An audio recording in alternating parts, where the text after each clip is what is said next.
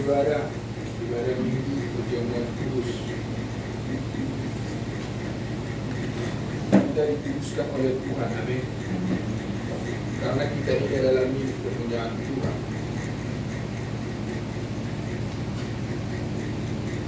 Kita mau merenungkan firman Tuhan yang terdapat dalam kitab Maleakhi pasal 3 ayat yang ke-18.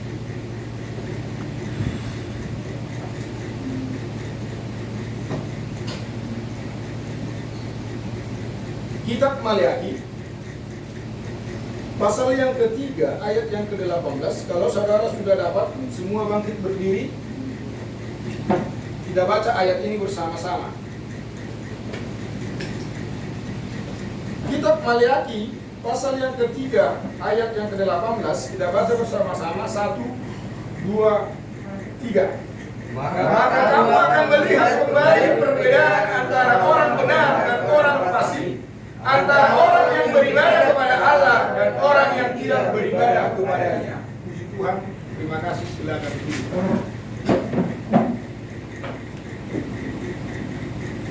Firman Tuhan ini disampaikan oleh Nabi Maleakhi kepada umat Tuhan, kepada orang Yehuda atau orang Yahudi. Yang dimana umat Tuhan pada waktu itu banyak bertanya-tanya, mengapa kami sepertinya tidak diberkati, dan orang-orang yang tidak beribadah kepada Tuhan itu sepertinya diberkati. Dan firman ini disampaikan oleh Maleakhi untuk menguatkan hati daripada orang-orang yang beribadah kepada Tuhan, memberitahukan kepada orang-orang benar itu bahwa akan Tuhan buat perbedaan antara orang fasik dan orang benar, antara orang yang beribadah dengan orang yang tidak beribadah. Saya sudah pernah sampaikan di tempat ini apa perbedaan orang percaya dengan orang kafir. Orang kafir itu adalah orang yang tidak mengenal Tuhan. Dalam perjanjian lama di sana disebutkan orang kafir itu orang yang tidak bersunat, orang yang tidak mengenal Allahnya Israel. Saudara pernah dengar cerita Daud pada waktu melawan Goliat? Dia katakan, siapakah orang yang tak bersunat ini? Siapakah orang kafir ini? Sehingga berani menghina barisan tentara Allah. Orang kafir ini saya kategorikan 4. Yang pertama, orang-orang yang sama sekali tidak pernah mendengar firman Tuhan. Orang-orang yang sama sekali tidak pernah mendengar nama Yesus sebagai juru selamat. Dan itu memang tugas kita sebagai anak untuk memberitakan nama itu supaya mereka menjadi orang percaya. Supaya jangan ada alasan besok bagi mereka untuk berkata, kami tidak pernah mendengar nama itu. Mau menjadi saksi Tuhan, mau menjadi penyampai berita keselamatan itu kepada mereka-mereka ini.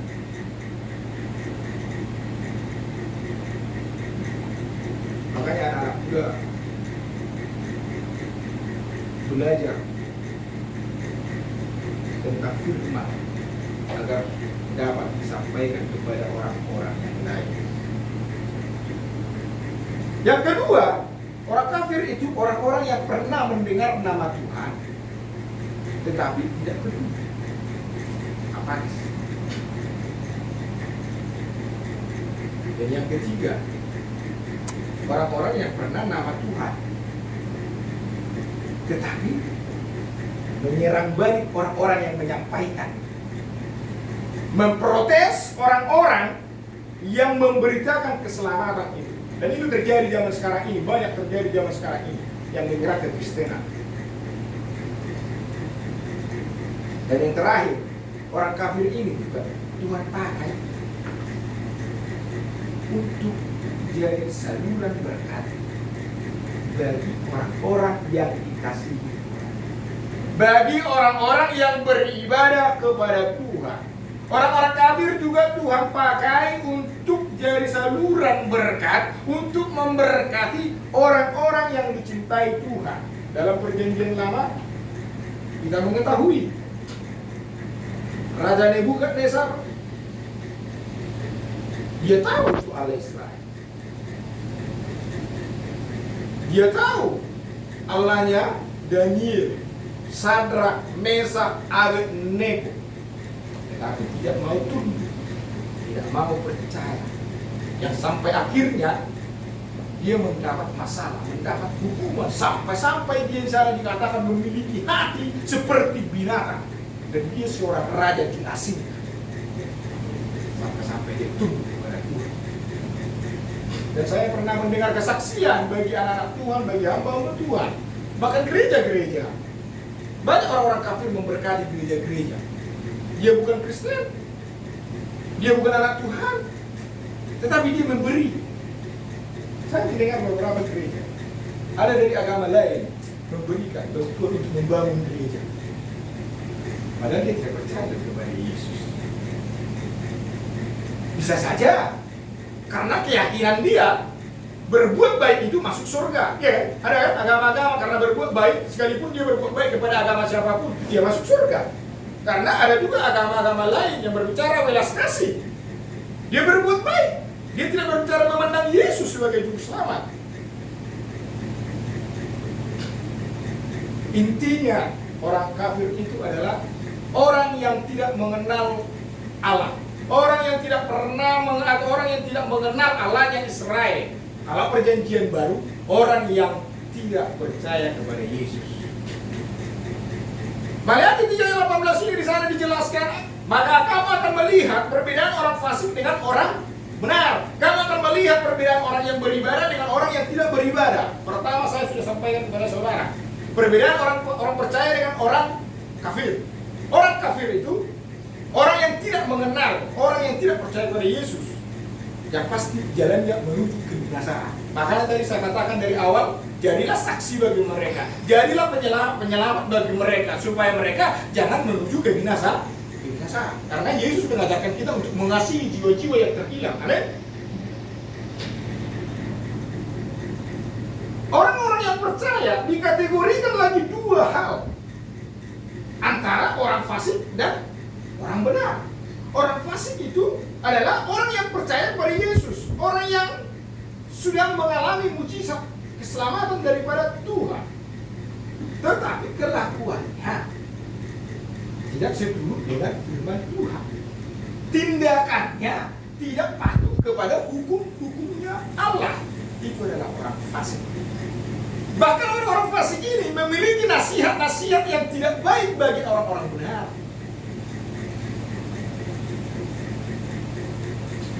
Orang fasik ini memiliki karakter apatis. Artinya tidak peduli dengan agama. Orang fasik ini tidak peduli yang namanya tentang kekristenan. Dan kelakuannya sangat jahat kalau orang fasik. Di dalam kitab Amsal, orang fasik ini digambarkan seperti orang bebal. Orang bebal adalah orang yang bodoh, orang yang paling bodoh. Itulah orang bebal. Dan orang bebal itu dikategorikan dengan binatang keledai. Tapi saya percaya kita di tempat ini sekalian anak-anak Tuhan, orang-orang benar. Amin. Orang-orang fasik ini di dalam kitab Mazmur pasal yang pertama di sana dikatakan, berbahagialah orang yang berjalan tidak menurut nasihat orang fasik. Hati-hati saudara yang terkasih. Nasihat-nasihat orang fasik ini kadang-kadang sepertinya nasihat benar. Sepertinya nasihat itu membangun kita, ternyata meruntuhkan iman kita. Bahkan teman-teman kita pun kadang-kadang memberi nasihat yang tidak baik. Kategori-kategori orang fasik selalu mengajak anak-anak Tuhan untuk menjauh dari koridor firman Tuhan. Orang-orang fasik itu selalu berusaha membuat orang-orang yang rajin beribadah menjadi tidak beribadah. Orang-orang fasik itu memberi nasihat kepada seseorang yang seseorang mendengar itu sepertinya benar, ternyata merongrong keimanan daripada seseorang. Itu orang fasik. Hati-hati dengan orang fasik. Makanya Tuhan katakan kita harus bijak. Dalam kitab Lukas di sana dikatakan kita harus cerdik seperti ular, tetapi harus diimbangi tulus seperti merpati. Bukan hanya cerdik. Karena zaman sekarang ini banyak orang cerdik. Para teologi, ahli-ahli teologi juga cerdik, bijak. Tetapi tidak ada ketulusan. Tetapi saya berbicara tentang kita harus cerdik, kita harus bijak. Menyikapi sesuatu pun kita harus bijak. Mendengar kata-kata dari sahabat siapapun yang memberi nasihat kepada kita, kita harus bijak, kita harus perhatikan. Apakah nasihat itu baik atau tidak? Apakah nasihat itu membuat kita jauh daripada Tuhan, melakukan kejahatan atau tidak? Makanya dalam kitab Mazmur pasal yang pertama di sana kita berbahagialah orang yang tidak berjalan menurut nasihat orang fasik. Kalau sampai kita mendengar nasihat orang yang tidak benar, kalau sampai kita menjalankan nasihat-nasihat yang tidak benar, ajakan-ajakan yang tidak benar, Tuhan katakan tidak berbahagia. Tetapi orang yang berbahagia adalah orang yang melakukan nasihat-nasihat buruk seperti itu. Amin. Kita adalah anak Tuhan. Dan memang orang-orang fasik itu karakternya jahat. Lebih mudah kita memenangkan orang kafir daripada orang fasik. Tahu maksudnya? Lebih mudah kita berhadapan dengan orang kafir daripada orang fasik. Karena orang fasik itu orang jahat yang sudah mengenal Kristus. Bahkan kalau saya singgung para pendeta, para teologi, karena istri pun juga keberatan. Kenapa saya harus singgung itu? Saya tidak berbicara, mau siapapun saya akan singgung. Mau bicara pendeta, mau bicara anak Tuhan, mau bicara keluarga. Selagi saya menyampaikan firman Tuhan, saya tidak pandang bulu, saya akan sampaikan kebenaran firman Tuhan. Jahat itu orang fasik. Dan yang ketiga, tadi yang pertama saya katakan orang fasik itu apatis, tidak peduli dengan agama, tidak peduli dengan Kristen, tidak peduli dengan ajaran Kristus. Yang kedua tadi jahat, nasihatnya pun jahat. Dan yang ketiga, orang-orang fasik itu adalah orang-orang yang murtad. Tahu orang-orang yang murtad? Orang-orang yang meninggalkan keimanannya kepada Kristus. Orang-orang yang sudah pernah mengecap keselamatan itu, yang mengecap karunia-karunia daripada Tuhan, meninggalkan iman. Bahkan menyerang balik. Zaman sekarang ini banyak ya. Zaman sekarang ini banyak. Lagi penceramah yang murtad. Kenapa? Karena tidak ada kebenaran kepada Yesus, sehingga mereka menjelek-jelekkan. Yesus itu begini. Kenapa zaman sekarang ini apa yang laku? Apa yang laku? Kontroversi. Yang laku sekarang ini sesuatu hal yang kontroversi. Makanya banyak penceramah, pengkhotbah. Kalau dia kontroversi, khotbah-khotbahnya dia terkenal. Maka saya sudah terpikir untuk melakukan satu khotbah yang kontroversi supaya terkenal. Dan besok-besok kalau saudara boleh memperhatikan YouTube saya, khotbah-khotbah saya, nanti jangan langsung merasa kecil hati. Kemungkinan kata saudara, ini pendeta kami kok jadi gini khotbahnya ya, lihat. Selagi saya tidak menyalahi aturan firman Tuhan, sebagai saudara, sebagai jemaat, gak usah khawatir. Amin. Selagi itu firman Tuhan yang saya sampaikan, jangan khawatir. Sering sekali orang khawatir dengan khotbah-khotbah saya. Orang terdekat saya pun khawatir dengan khotbah saya. Karena apa? Yang saya sampaikan firman Tuhan. Saya tidak menyerang pribadi orang. Saya tidak menyerang pribadi hamba Tuhan, mau anak Tuhan siapapun. Tapi selama firman Tuhan yang saya sampaikan, jangan ada yang protes firman Tuhan. Amin. Saya sendiri pun kalau firman Tuhan disampaikan kepada saya, kalau itu firman Tuhan, kalau saya memang salah, saya terima. Saya tunduk kepada firman Tuhan. Karena apa? Bukan orang yang menyampaikan yang saya pandang. Yang saya pandang adalah firman Tuhan itu. Saudara juga, kalau sudah berbicara firman Tuhan, tunduk kepada firman Tuhan. Amin. Itu karakter orang fasik. Orang benar. Orang benar adalah orang yang percaya, orang yang dibenarkan oleh Tuhan, oleh iman. Kenapa menjadi orang benar? Karena dibenarkan oleh iman. Karena kita percaya kepada Kristus dan mau belajar melakukan apa kata Tuhan. Mau belajar melakukan firman Tuhan. Mau belajar dengan beribadah kepada Tuhan dengan sungguh-sungguh. Itu orang benar. Kemungkinan nanti saudara akan berkata bagaimana dia menjadi orang benar. Orang kelakuannya juga ada dosanya, ada salahnya kok. Kemarin aja dia salah, kemarin aja dia menyakiti hati saya, kemarin aja kehidupannya nggak benar. Orang benar itu bukan berarti sudah sempurna, sudah tidak melakukan dosa lagi, tidak. Orang benar di sana yang dimaksud orang yang dibenarkan oleh iman, orang yang percaya kepada Yesus bahwa dia sudah ditebus, segala dosanya, kesalahannya Tuhan sudah ampuni. Karena kita masih hidup di dalam dunia, benturan-benturan pasti akan kita hadapi. Dalam kesalahan, dalam kekurangan itu lumrah. Tetapi jangan berpangku dalam kesalahan. Amin. Jangan mengulangi kesalahan-kesalahan itu. Jangan jatuh ke dalam lubang yang sama. Kalau kita kemarin melakukan satu dosa, melakukan satu kesalahan di hadapan Tuhan, kita sudah minta ampun kepada Tuhan, jangan diulangi lagi. Saya sudah pernah sampaikan di tempat ini. Daud, seorang patokan raja yang benar. Di dalam kitab raja-raja di sana dikatakan Daud itu menjadi patokan raja yang benar. Karena apa? Daud punya dosa atau tidak? Punya. Apa dosanya? Mencuri istri orang. Ya kan? Mencuri istri orang. Tetapi Daud tidak ulangi kesalahan itu. Kita ini adalah orang benar, orang yang dibenarkan oleh Tuhan. Jadilah orang benar. Amin.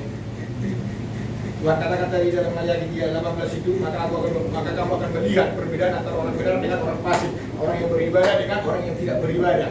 Tetapi perbedaan itu harus kita tunjukkan.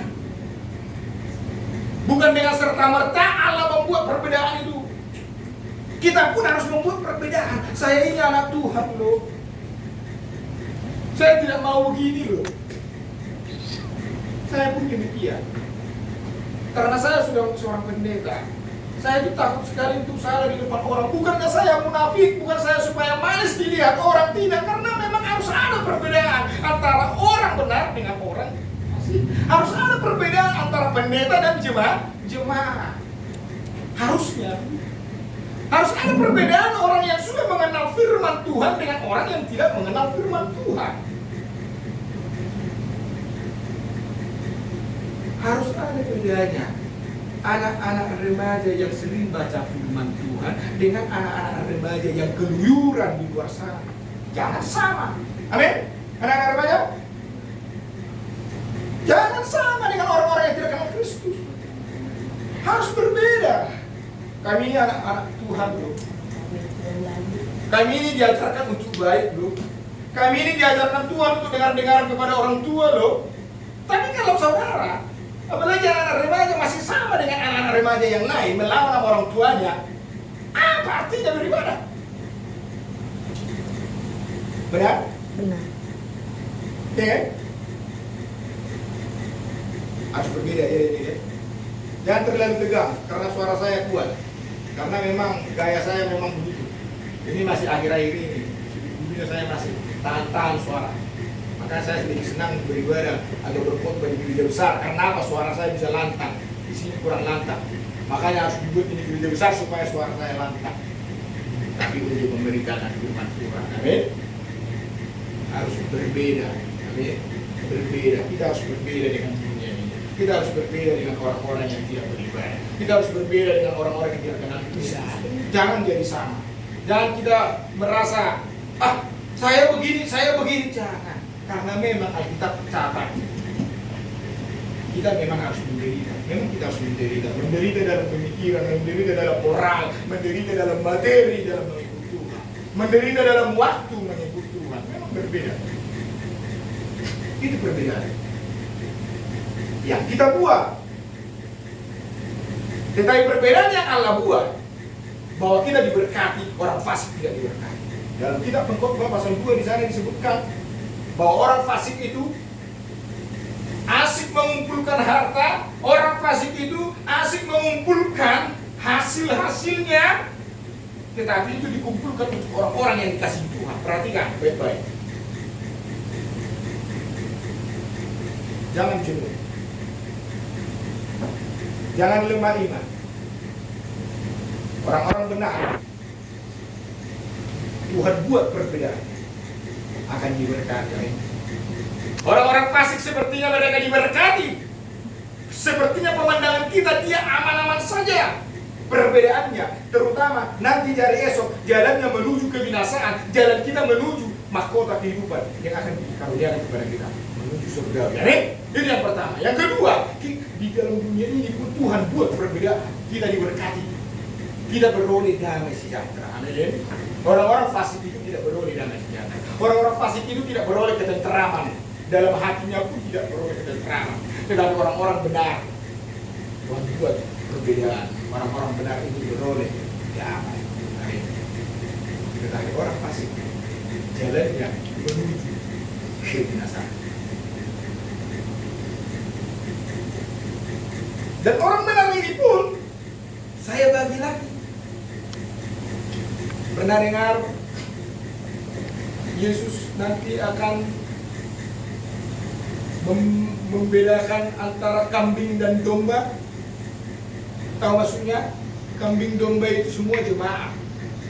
Harusnya jemaat itu diibaratkan domba, tapi memang harus ada kambing. Alkitab juga katakan penggembala waktu Daud juga menggembala bukan hanya domba yang dia gembalakan, kambing domba dia gembalakan. Berarti di antara orang benar itu, di antara orang-orang yang dibenarkan Tuhan tadi itu, di antara orang-orang yang beribadah tadi itu, ada kambing, ada domba. Di antara orang-orang yang beribadah di dalam gereja-gereja besar, dalam gereja-gereja kecil, setiap orang-orang gereja, di sana pun ada domba, di sana ada kambing.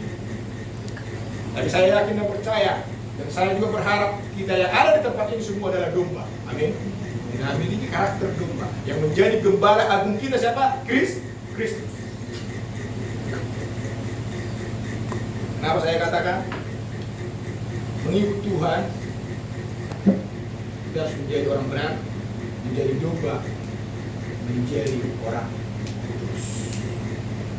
1 Petrus 1 ayat 16, sana dikatakan, kuduslah kamu sebab aku Tuhan adalah kudus. Karena Tuhan itu kudus, kita kudus. Kita sudah dikuduskan dalam anugerahnya. Tetapi kekudusan itu harus dijaga. Kekudusan itu harus dikerjakan. Kekudusan itu harus dijaga. Mau dia jemaat Tuhan, mau dia hamba Tuhan, harus menjaga kekudusan. Karena suatu kelak, pada waktu kedatangan Tuhan nanti, dalam kitab 2 Petrus di sana dikatakan, dalam 2 Petrus 3 ayat 11 di sana dikatakan, betapa suci dan betapa salehnya kamu hidup yang menantikan kedatangan Tuhan. Jangan saudara menantikan kedatangan Tuhan, tetapi kehidupan kita tidak kudus di hadapan Tuhan. Kehidupan kita tidak begitu saleh di hadapan Tuhan. Tahu maksudnya betapa suci, betapa salehnya kita? Dalam Wahyu 3 ayat 15 di sana dikatakan, aku tahu segala pekerjaanmu, aku tahu segala perbuatanmu. Engkau tidak dingin, engkau tidak panas. Jadi perhatikan yang terakhir kata Yesus. Tetapi alangkah lebih baik kalau engkau dingin atau panas. Jangan salah mengartikan. Maksudnya jangan salah mengartikan. Ada orang pernah mengartikan ayat itu, lebih baik engkau dingin atau panas. Berarti dingin itu kalau mau jadi jahat sekalian, kalau mau jadi baik sekalian. Pernah dengar kalimat begitu? Maksud ayat ini bukan demikian. Yesus katakan alangkah baiknya engkau kalau dingin, alangkah baiknya engkau panas. Jangan suam-suam kuku. Kerohanian itu maksudnya harus ekstrim. Dingin ekstrim, panas ekstrim. Artinya kerohanian kita itu harus ekstrim di dalam Kristus. Harus benar-benar sama seperti Kristus. Makanya Tuhan katakan, alangkah lebih baiknya engkau dingin, alangkah lebih baiknya engkau panas. Kerohanian kita harus ekstrim. Saya tidak mengajarkan saudara untuk fanatisme, tidak. Saya tidak mengajarkan saudara untuk radikalis, tidak. Ekstrim yang saya maksud di situ, jadilah sama seperti Kristus. Amin. Tidak sama seperti saya. Jangan sama seperti dunia ini. Bagaimana untuk menjadi sama dengan Kristus? Roma 12 ayat 2 berkata, berubahlah oleh pembaharuan budimu, supaya engkau jangan jadi sama dengan dunia ini. Berubah. Mau berubah? Perubahan budi, mau berubah semua? Amin? Mari kita berubah oleh pembaharuan budi. Sehingga kalau kita mendengar masukan-masukan apapun, kita mendengar karakter Kristus. Kita menjadi karakter Kristus, sama dengan karakter Kristus. Hidup suci, hidup sama. Makanya Petrus katakan, betapa sucinya, betapa salehnya kamu harus hidup, yang menantikan kedatangan Tuhan. Perbedaan yang Allah buat, bahwa orang benar, orang yang beribadah, orang yang kudus itu diberkati oleh Tuhan. Orang benar itu akan menuju kehidupan yang kekal, tetapi orang fasik menuju kepada kebinasaan. Orang benar itu, orang yang beribadah itu beroleh damai sejahteranya Tuhan. Amin. Saya tidak berpanjang firman Tuhan. Mari kita menjadi anak-anak Tuhan. Menjadi orang benar, orang yang beribadah, orang yang menjaga kesucian di hadapan Tuhan, orang-orang yang berubah pembaharuan budinya untuk hidup sama seperti Kristus. Tuhan memberkati kita. Puji Tuhan.